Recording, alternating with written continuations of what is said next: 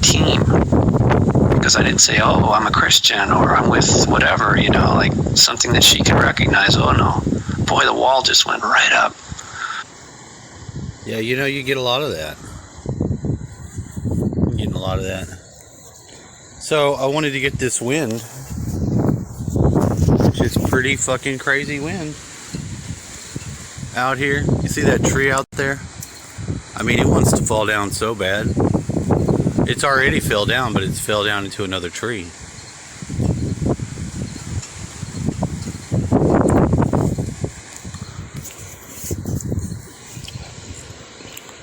What in the hell are you doing? Kitty cat?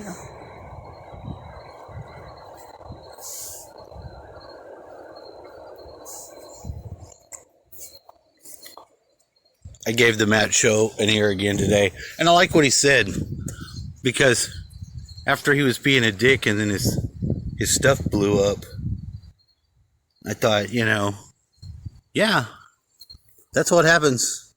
You start being a dick, your shit blows up. Maybe he's always a dick, but sometimes he's just, if it's not somebody that knows you on some other realm that you're not aware of, but obviously they are,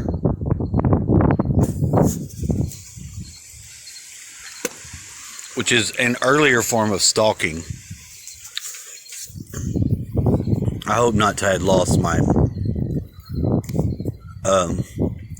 Miss Waterfalls. Talking about, I found that sometimes if I communicate back or if I talk to anybody directly, they freak out and then they unsubscribe. So, but that's just the way, I appreciate the people that I get to talk to. Somebody that'll take the time to listen to my shit. And there's so many other things that I'm interested in. But, at this time, look at that.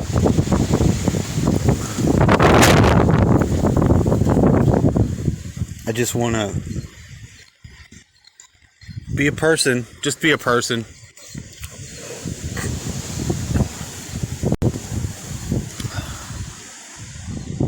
Because of all the things that I know and I've learned in my life, this is the cops, have,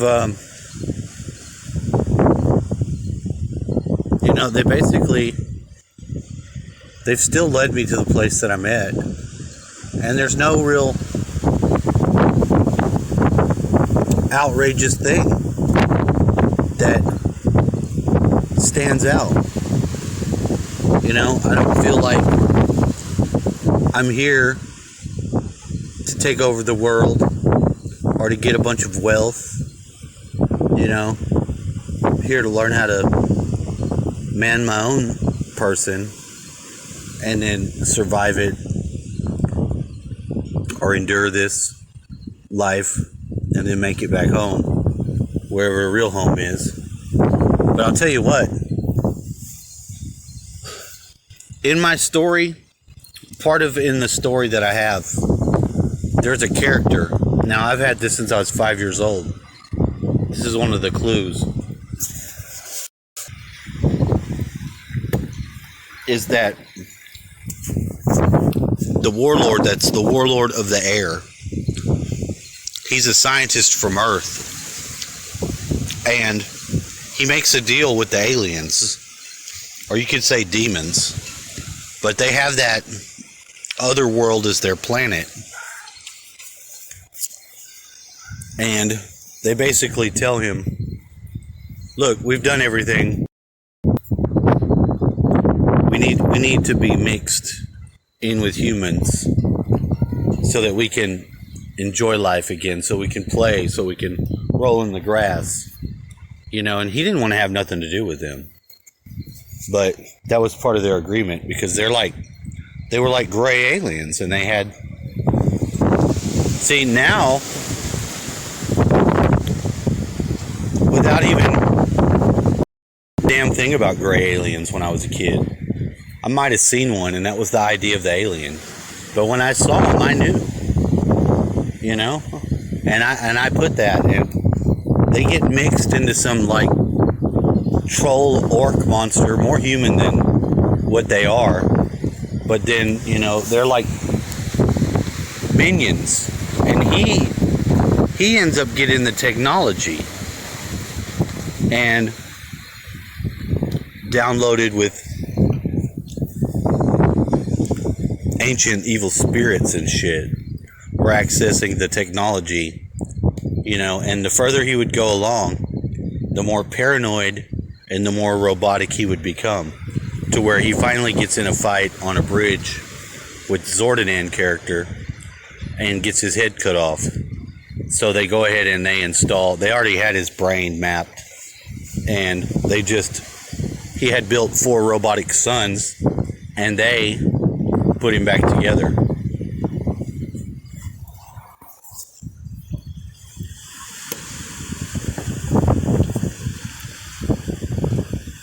And that all seems like very real shit that this is happening in this world now. So was that an encoded message to myself?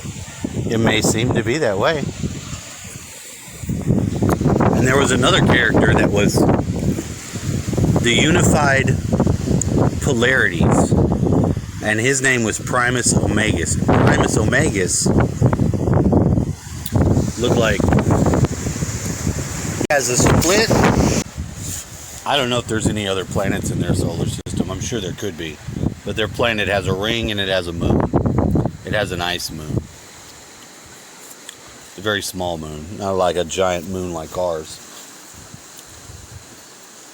But it only rotates on its side.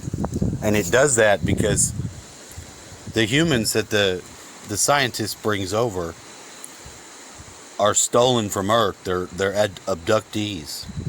And he has them stored in like ships that are in orbit. You know, just all kinds of. It's his biological library. When I read the story, it's like a book.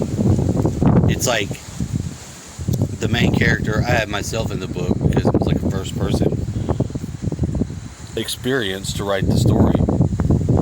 And it's like you're being rescued from those cryogenic storage things, and then they bring you down, and you're on like an airship, and a fucking dragon's attacking them. And they're trying to fight it off, but they have one main badass dragon, a black one, that is in the service of the Underlord.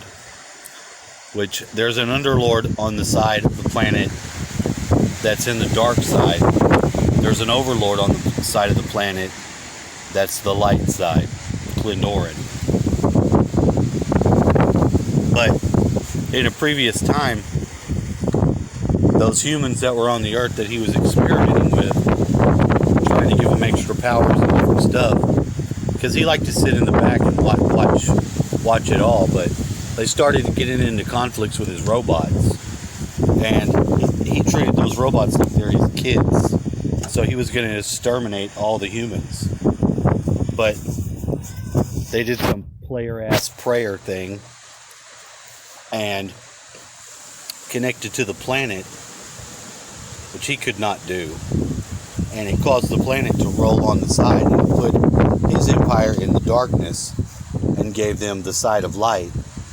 And the Overlord appeared and the Underlord appeared. So it was immediately that type of situation. So they're exodusing, trying to get to the light side. And if they make it into the sunlight, then you got Clindoran just blasting the enemies and protecting them. And then from then on, there ends up being 3 other warlords for the other elements to rise up. And one of the other things that happens is that the Overlord has a wife. Her name's Attica, and the Underlord has his like underling, Black Wizard, cast a spell on her that gets her pregnant, and she has this like spiritual a semi-physical being, child.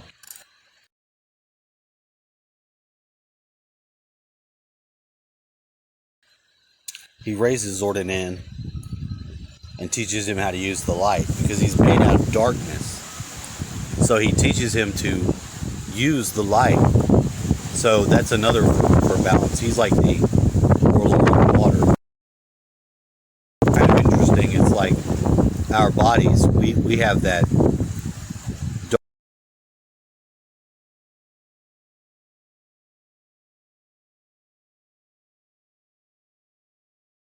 dark and use it. Another interesting thing about it is the last warlord, Nalar. Nalar's like, he was a minion of the Underlord, but he tries to take him over and gets cast into the light side. And he's kind of like a vampire, but not the traditional sense, but he can't be in the sunlight. So the Underlord raises up a mountain, off into the light side, but on the edge still, and it puts a shadow, and he's confined to that until he starts, raising his own power and starts making a mess over there on the light side, which is what he does. But there's a lot of stuff in that story that's embedded truth and things that I've experienced in my life. It's very weird. So, I don't know, that's my basis for thinking I'm a wanderer, because of the amount of shit that I've seen embedded in that story. And I've begun to write it, but it's not really something I want to release to the public. I would keep it for my kids, but that doesn't seem to be happening when they're like, where are they at? Where are they, So I'm going through some difficulties of the soul nature, because it's something that somebody could easily, just with a phone call, solve. And the level of other that has to be for that person to be that way, And it's like, I don't hate them. I mean, I might call her a bitch and say shit like that, and she would say the same thing for me. But I'm pretty sure she still loves me, but she's a programmed person. She would have to get herself into the position and situation to make all that work. And she would. And she would just wall off that personality because she has borderline personality. So it's like sometimes the person doesn't even know who you are. And I've never been that way. Not been that way. I've done fucked up shit. Mostly on drugs. Just acting stupid. But other than fighting with that person, I haven't really done them any great evils. But this that they're doing to me is a great evil. Especially if you're going to collect child support. You're not going to let your kids talk to the person. I mean, what do I look like? I'm out of there? Do I look like I'm all fucking jacked up? No, most of the time I'm fine. Not to say I don't get fucked up from time to time. Probably not likely to change.